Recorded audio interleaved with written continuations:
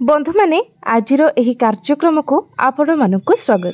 आजिरो एही कार्यक्रमटी तुला राशि व्यक्ति विशेष मानक पई बहुत गुरुत्वपूर्ण अटे।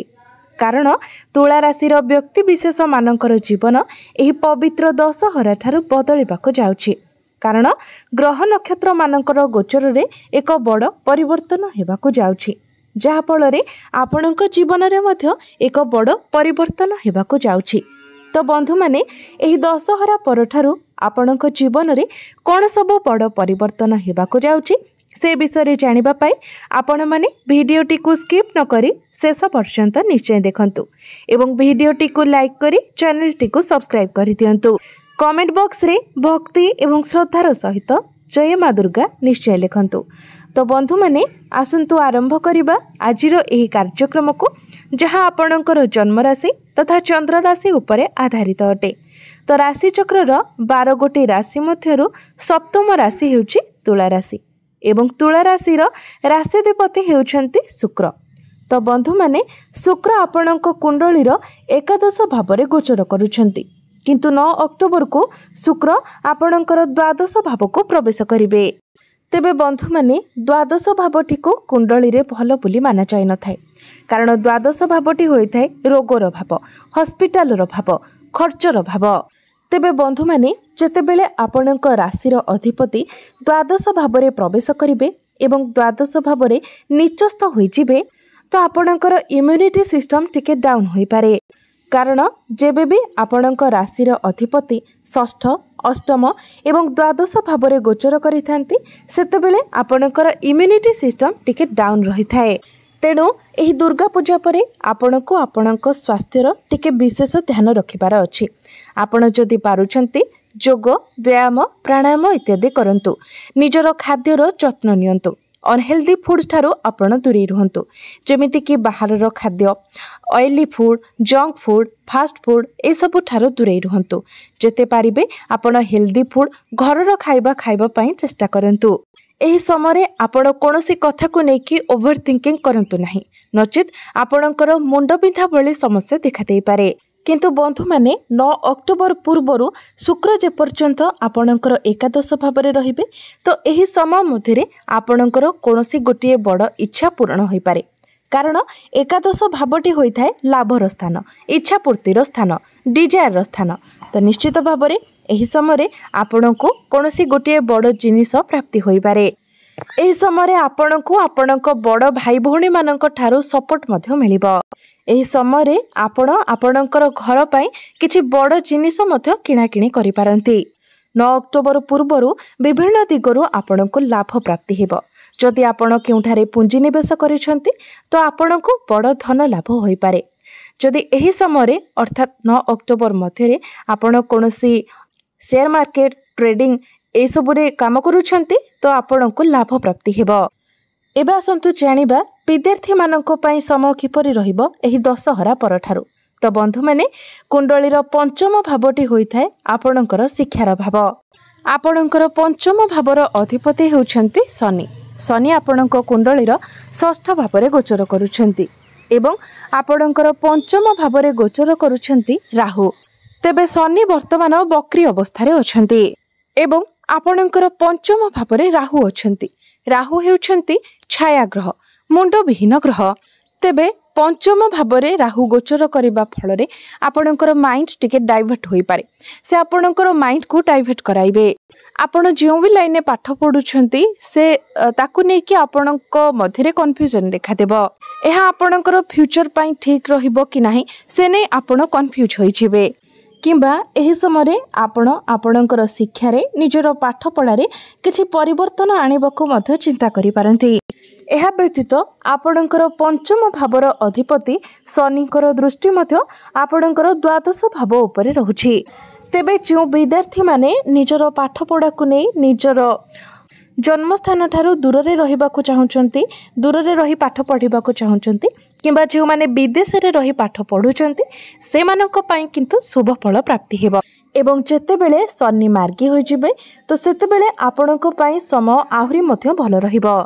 जदि आपणकर कोनोसी एग्जाम अछि, कॉम्पिटिटिव एग्जाम अछि, प्रतियोगितामूलक परीक्षा अछि, आपणकर कोनोसी सरकारी परीक्षा अछि, तो 15 अक्टोबर पर आपणक पई समय बहुत भल रहिबो। किंतु गोटे कथा आपण भल भाव मन रखु, अन्य कहार कथार पड़ी आपण किछि भी भूल डिसीजन नियंतु नहीं। आपण को निजको जहाँ ठीक लगुच आपण ताहा ही करंतु। जदि आपण अन्य कहार कथार पड़ी किछि डिसीजन नियंती तो निश्चित भाव में आपण को पश्चाताप करने को पड़ पारे। एबे आसंतु जानिबा आपणकर प्रेम जीवन किपरि रहिबो एही पवित्र दशहरा ठारू। तो बंधु माने कुंडलीर पंचम भावटी आपणकर शिक्षार भाव हेबा सहित पंचम भावटी मध्य होइथाय आपणकर प्रेम जीवनर भाव। तो आपणक पंचम भावर अधिपति हेउछंती शनि। शनि आपणक कुंडलीर षष्ठ भावरे गोचर करुछंती एवं राहु आपणकर पंचम भावरे गोचर करुछंती। तो बंधु माने जेबेठारो राहु आपणकर पंचम भावरे गोचर करुछंती तो आपणक मध्यरे सब किछि ठीक ठाक थिबो एवं हठात करी किछि ना किछि प्रॉब्लम क्रिएट हो जाउथिबो। छोट छोट कथारे आपणक मध्यरे झगड़ा हो जाउथिबो। जो कथारे किछि नथिबो सेही कथा को नेकी ही आपणक मध्यरे इश्यू क्रिएट हो जाउथिबो। कारण जेबे भी राहु पंचम भावरे गोचर करिथांती तो प्रेम जीवन को बहुत खराब करि दैथांती। एही समय आपण पुराना जिनिस को रिपीट करि पारंती, किछि एपरि कहि दे पारंती जहां आपणकर सामना वाला को खराब लागि पारे। तो ए सब कथा प्रति आपण को विशेष ध्यान रखिबार अछि। विशेष करी जे पर्यंत शनि बक्री अछंती से पर्यंत आपण को एही कथार ध्यान रखिबार अछि। एबे आसंतु जानिबा आपणकर वैवाहिक जीवन किपरि रहिबो एही पवित्र दशहरा ठारू। तो बंधु माने कुंडलीर सप्तम भावटी होइथाय वैवाहिक जीवनर भाव, आपणक जीवन साथीर भाव। आपणकर सप्तम भावर अधिपति हेउछंती मंगल। मंगल आपणक कुंडलीर प्रथम भावरे गोचर करुछंती। मंगलंकर दृष्टि आपणकर सप्तम भाव उपरे ही रहुछि।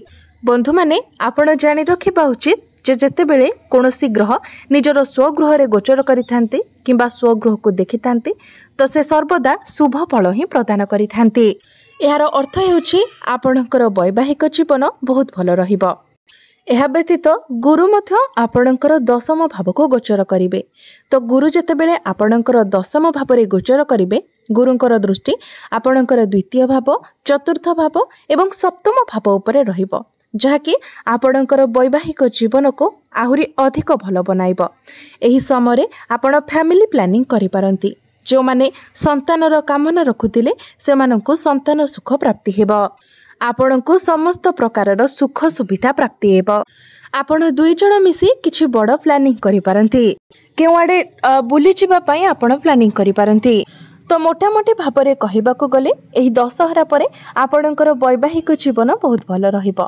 एबे आसंतु जानिबा सबठारो गुरुत्वपूर्ण विषय वस्तु आपणकर भाग्य, क्यारियर एवं व्यापार वाणिज्यर स्थिति किपरि रहिबो एही पवित्र दशहरा ठारू। तो बंधु माने कुंडलीर नवम भावटी होइथाय आपणकर भाग्यर भाव। आपणकर नवम भावर अधिपति हेउछंती बुध। बुध आपणक कुंडलीर द्वादश भावरे गोचर करुछंती, किंतु खूब शीघ्र 3 अक्टोबर को बुध आपणकर प्रथम भाव को प्रवेश करिवे।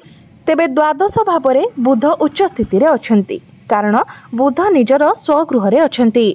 बुध जेतेबेले आपणकर प्रथम भावरे गोचर करिवे तो केंद्र त्रिकोण राजयोगर निर्माण हेबो, जहा फलरे एही दशहरा परठारु आपणकर भाग्य मजबूत बनिबो।